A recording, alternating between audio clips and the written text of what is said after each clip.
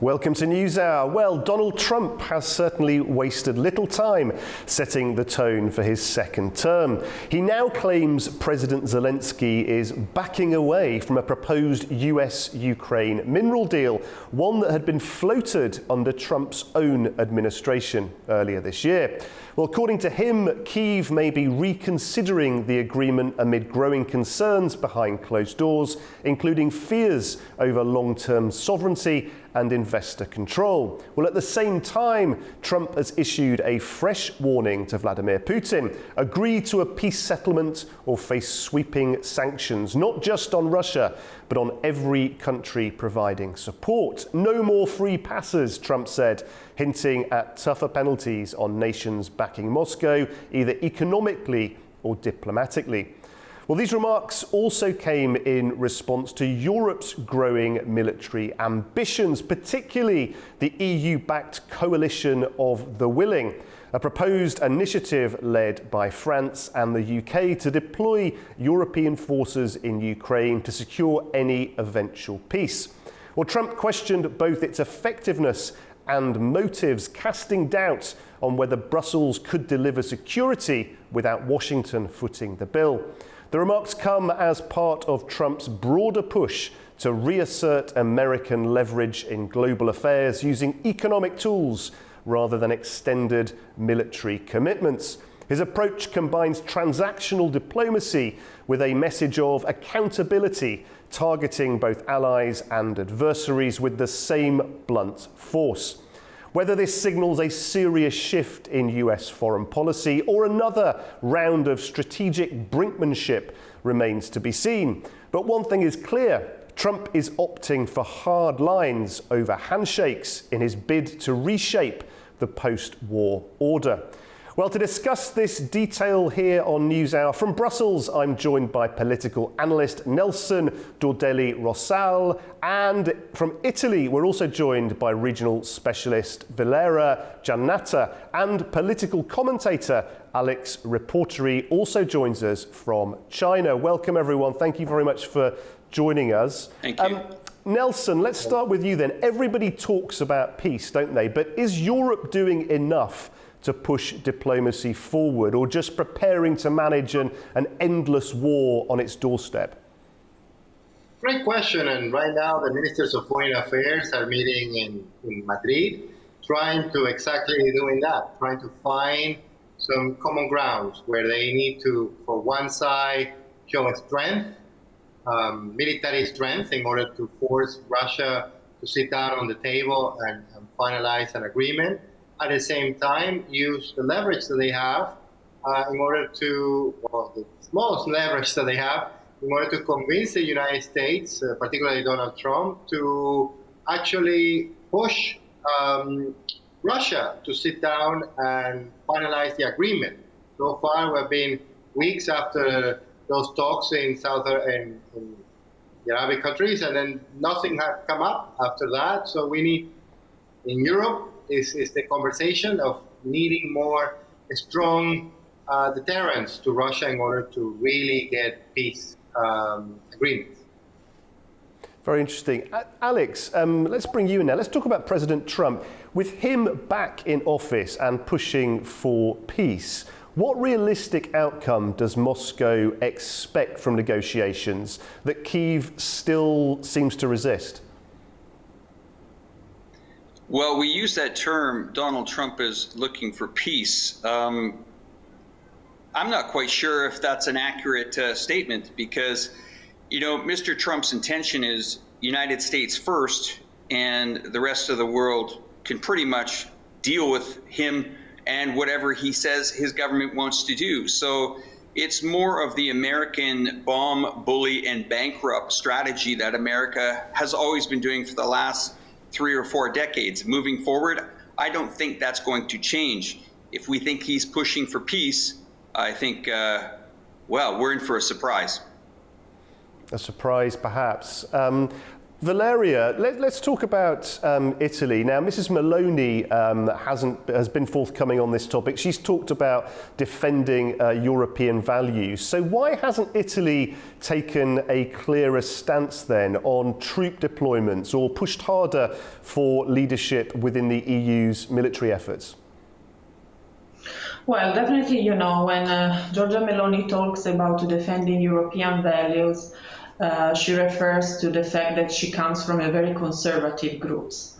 And according to this, there is a quite alignment with the political and values point of view of Donald Trump. Besides that, Giorgia Meloni's stance on Ukraine and rearming Europe and Ukraine is a bit different comparing to the more traditional European approach. It was evident along with the summit in Paris a couple of days ago when Giorgia Meloni declared clearly that yes, we are in the position of rearming Europe because we cannot rely anymore on US. On the other hand, when it comes to Ukraine, Italy does not approve the sending its own troop to Ukraine, boot on the floor. However, Italy has extended once more the law for agreeing on sending military weapons to Kiev. And besides, Giorgia Meloni is trying to forecast a solution for an exit strategy, basically, for the Russian-Ukrainian scenarios. And she proposed to extend a sort of extension of the Article number 5 of NATO regarding to Ukraine. Extending this article to Ukraine in a way that if Ukraine will be attacked again, then all the Western Alliance, the North Atlantic Alliance, will react. Despite regarding of this, there is huge debate going on because, of course, there are some technical issues on the table, and it's not possible to move according to Giorgia Meloni proposed. But however, what is still on the table is her proposal to send some UN peacekeeping troops in order to guarantee the ceasefire between Ukraine and Russia. So nowadays, Giorgia Meloni is in this very fragile position of keeping the loyalty and the trust that she has conquered, basically, at the eyes of Donald Trump, and also balancing the European stance within the EU 27 bloc. Yeah, indeed, a balancing act for Italy to try and navigate. Nelson, let's just look at the EU as a whole then. They condemn Russia's imperialism, but it's the bloc's rush to shape Ukraine's post-war future. Is that any less heavy-handed, especially when it comes with economic strings attached?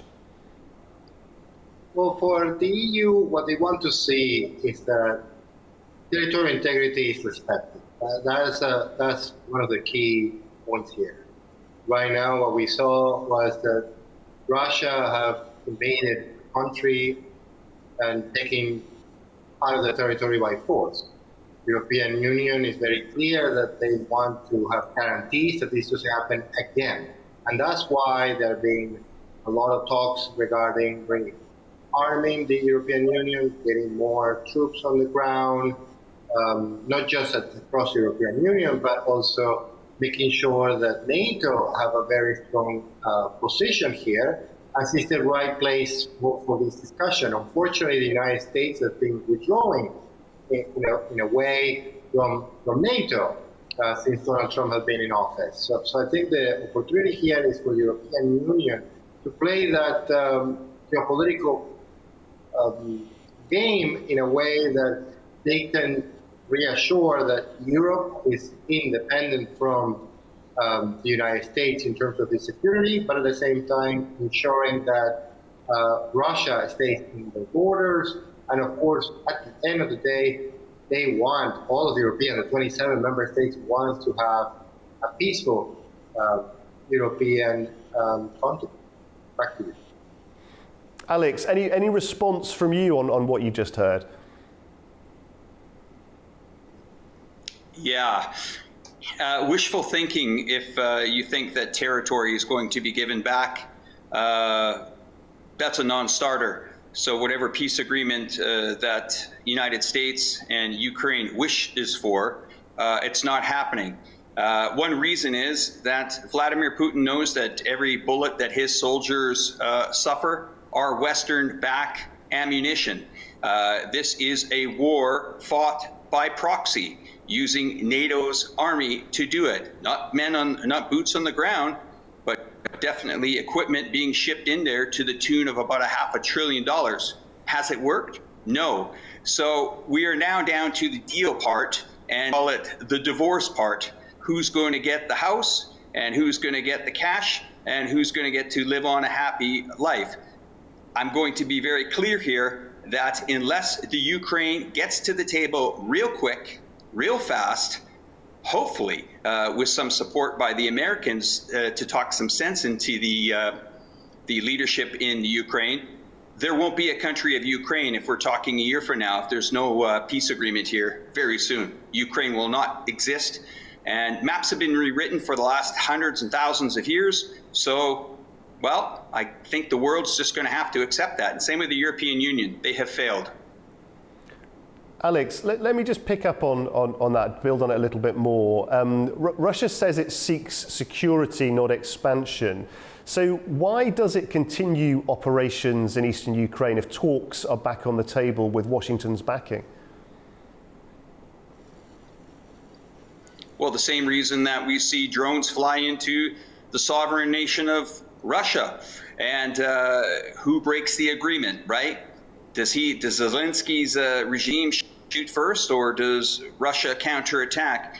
You know, we're talking about a very complex issue that has been going on since 2014, when we had the Ukrainian army fire on its own nationality, Ukrainians in the eastern part. So forgive me if I'm a little bit more sensitive to the fact that the territory that had referendums at one point did sign an agreement with the Minsk I and the Minsk II agreement, which, well, Ukraine walked away from, and they gambled, and here we are, fast forward 2025, they've lost the 4 territories, and they're hanging on by a thread.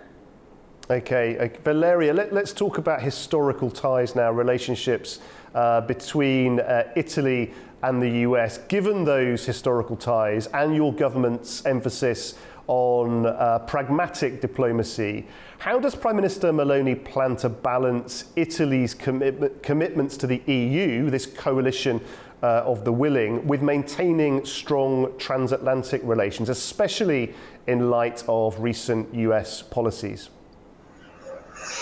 Well, you know, Italy has been pretty much connected to US since the end of the Second World War. At the end of the day, it was US who contributed to the liberation of Italy. And overall, the center-right party and center-right government feel this attachment more than the others. So they have this pro-US feeling. It has been quite evident, along with Giorgia Meloni's tenure as a prime minister. I mean, Giorgia Meloni showed trust and loyalty to the former administration of Joe Biden, despite that there was a difference in their interpretation of politics. Now she's pretty much connected with Donald Trump. On the same side, basically, Italy is one of the founding members of European Union back in 1951. And also, nowadays, the balance is very fragile, as I mentioned before, because Italy is quite careful of not disappointing that much American administration, also because bilaterally there are many agreements, and also there is a debate going on in applying the Starlink technology to the defense system in Italy as well. And on the other side, Giorgia Meloni has been struggling a lot since the composition of this new commission and this new, I would say, decision-making process within European Union to support the center-right values, the center-right stance for her program, and according to her international vision as well. Definitely, what Giorgia Meloni will try to do, still getting close to US. She has been very clear clear during the Conservative Convention 1 month ago, saying that there is no West without alliance between America and Europe. It has been historically like this, and it will go like this, because Europe provides the core values as well of any Western civilization and Western interpretation of politics as well. But definitely there is huge concern regarding the disattachment of Donald Trump towards NATO and towards the security system of Europe. I think we are just facing a very peculiar historical time, because this debate, according to the rearm in defense of Europe, has been for long on the table of European decision makers. But nowadays there is a direct threat to actually at the doors of Europe, and without the support of US, this has become much more critical. Therefore, there is this urgency, this need of developing something. And Giorgia Meloni is trying just to balance actually those two senses, the attachment, the anchorage to America, as well as the pivotal role that Italy has been playing since the foundation of European Union, despite the fact that this European Union is populated by political interpretations and political ideologies that they diverge from the political attitude of Giorgia Meloni. But definitely there is an agreement, as well as it has been said recently by the Italian Minister of Defense, on the urgent need of rearming Europe. But still, how Europe will be rearmed is still a topic of debate. Basically, there is not unity, not univocal approach on this, but still some different national approach in tackling the issue. Nelson, just finally, I'd like to ask, as Valeria said there, how Europe will react is very much up for debate and discussion. In fact, how each of the main actors will react has been notoriously problematic to try and figure out as this situation has unfolded. What are your predictions? What do you think is likely to be the outcome over the next 6 to 12 months? Of course, we never really know exactly what President Trump is likely to do. The same with President Putin. But what are you hoping for? What do you think is likely, at least, over the next 6 to 12 months?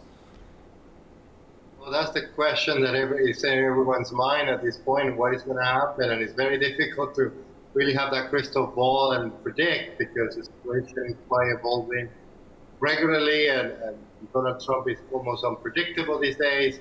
But one of the things that is clear here in Brussels is that the European Union is going to fund this war machine, is going to invest heavily in rearming and improving these capabilities, as well as NATO is going to improve the GDP of investment in defense. So we will see a strong position from the European Union in terms of defense, and at the same time a strong support for Ukraine's territorial integrity. We'll see the coalition of the willing. We see the UK joining forces with the EU and other countries as well. So we're going to see more of that, and hopefully Donald Trump also, as we saw today pretty much when he's saying that he's angry at Putin, I think there's going to be a shift as well in the U.S. foreign policy, and most likely we will see a united front to stop this type of actions that are against international. Nelson, just coming back on this, with this huge project now to rearm Europe. We heard from Germany earlier today. We've heard from many other member states.